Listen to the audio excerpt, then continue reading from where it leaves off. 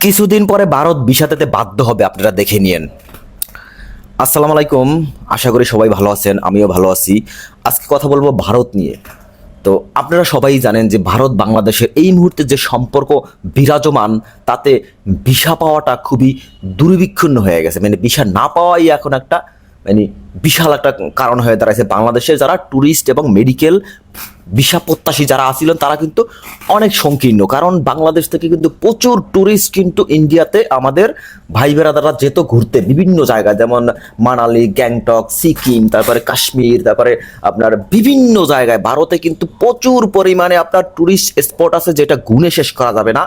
কিন্তু গত 5 তারিখের পরে আমাদের দেশে কিন্তু একটা পথ পরিবর্তন হওয়ার কারণে, ফ্যাসিস্ট রেজিমেন্ট পতন হওয়ার পরে আমাদের দেশে কিন্তু একটা একটা শক্তি আবির্ভাব হয়েছে। সেই শক্তির নাম হয়েছে ইনুস সরকার। সেই সরকারকে কিন্তু আসলে পার্শ্ববর্তী যে দেশ আছে তারা কিন্তু মোটেও পছন্দ করতেছে না। কারণ কি জানেন? কারণ এই সরকার কখনোই তোষামত বা তেলবাজি করতে জানে না। এর জন্য আসলে ইন্ডিয়া সবসময় চায় যে তাদের আশেপাশে যারা আছেন তারা যেন তাদের মানে গোলামগিরি করে এবং তেলবাজি করে। এইটা চাইতে চাইতে তারা এমন একটা পর্যায়ে পৌঁছে গেছে। আজকে দেখেন কলকাতা শহরের অবস্থা, যে কলকাতা শহর না শুধু পুরা পশ্চিমবঙ্গ কিন্তু বাংলাদেশের উপরে নির্ভরশীল।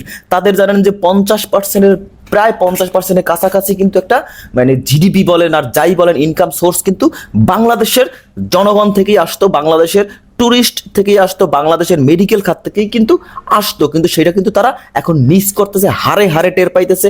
এক শুভেন্দু আছে আর এক আছে ওই যে হকার সাংবাদিক, তার কারণে কিন্তু বাংলাদেশ আর ইন্ডিয়ার সম্পর্ক কিন্তু বেশি খারাপ হয়েছে। জানেন এখন কলকাতা শহরে কিন্তু বিক্ষোভ হইতেছে, কারণ কি এই হকার সাংবাদিক আর হইছে আরেকজনকে শুভেন্দু, এই দুইজনকে কিন্তু হটাইতেই হবে, এরকম একটা পরিস্থিতি ওখানে কিন্তু বিরাজমান। কারণ এখন দেখতে পাচ্ছেন কলকাতা থেকে শুরু করে আপনার বিভিন্ন যে শহরগুলো আছে যেখানে বাংলাদেশের ট্রাভেলাররা আসলে ভিড় জমাইতো। কারণ কি জানেন? ইন্ডিয়ার সৌন্দর্য দেখতে তারা বিভিন্ন জায়গায় কিন্তু যেত এবং বাংলাদেশের টাকা অথবা ডলারে কনভার্ট করে ওখানে আবার রুপিতে কনভার্ট করে কিন্তু সেটা খরচ করতো। আলটিমেটলি কিন্তু সেই লাভ টাকার হইতো, ইন্ডিয়ারই লাভ হইতো।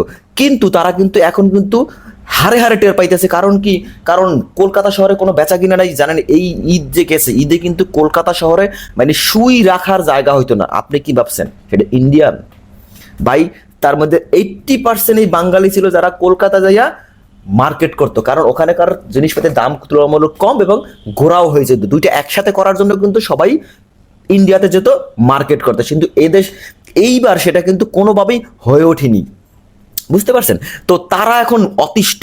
অলরেডি পশ্চিমবঙ্গের মমতা ব্যানার্জি যিনি আছেন, যিনি খুব ভালো লোক, উনি অত্যন্ত ভালো লোক। উনি আসলে কোনোদিনও চায় না যে বাংলাদেশ আর ইন্ডিয়ার সম্পর্ক খারাপ হোক। কারণ উনি জানে যে কলকাতা শহরের ম্যাক্সিমাম আর্নিং কিন্তু বাংলাদেশ থেকেই আসে এবং পুরো পশ্চিমবঙ্গের যে আর্নিংটা সেটা কিন্তু বাংলাদেশ নির্ভরশীল করে।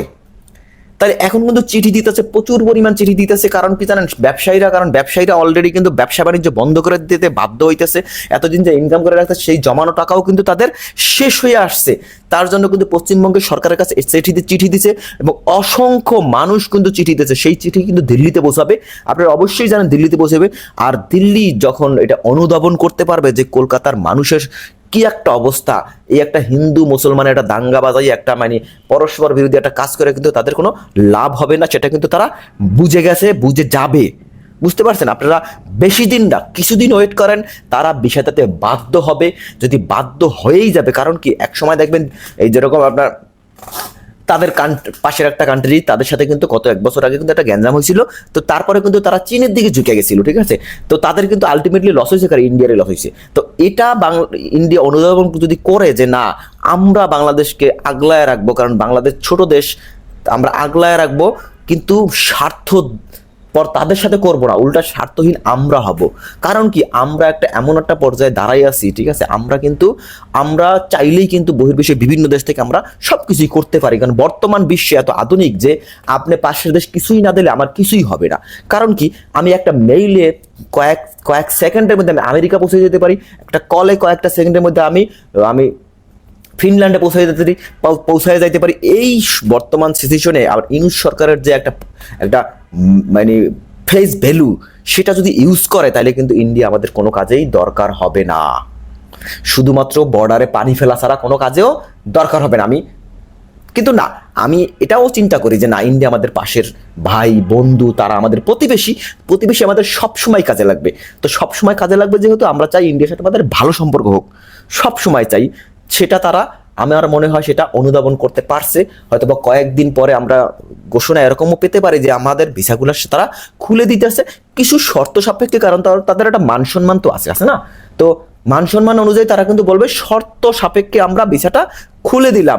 আমরা ভাই শর্ত সাপেক্ষ হইলে আমরা যেতে চাই, ঠিক আছে, আমরা শর্ত যেমন শর্ত হইতেন আমরা কিন্তু মানতে রাজি আছি, কারণ আমরা কিন্তু আমরা পাশের দেশ আমাদের ইন্ডিয়াতে আমরা ঘুরতে যাব এবং মেডিকেল চিকিৎসা করা দিতে যাবো, সব কিছু করতে যাবো, কারণ আমাদের প্রতিবেশী আমাদের সবসময় দরকার। কিন্তু ভিসা কিন্তু খুলে দেবে, এটা আপনারা আশা করতে পারেন, এবং প্রস্তুতি নিতে থাকেন যে কোথায় কোথায় ঘুরবেন, লিস্ট বানাতে থাকেন। আজকের ভিডিও এ পর্যন্তই। আল্লাহ হাফেজ।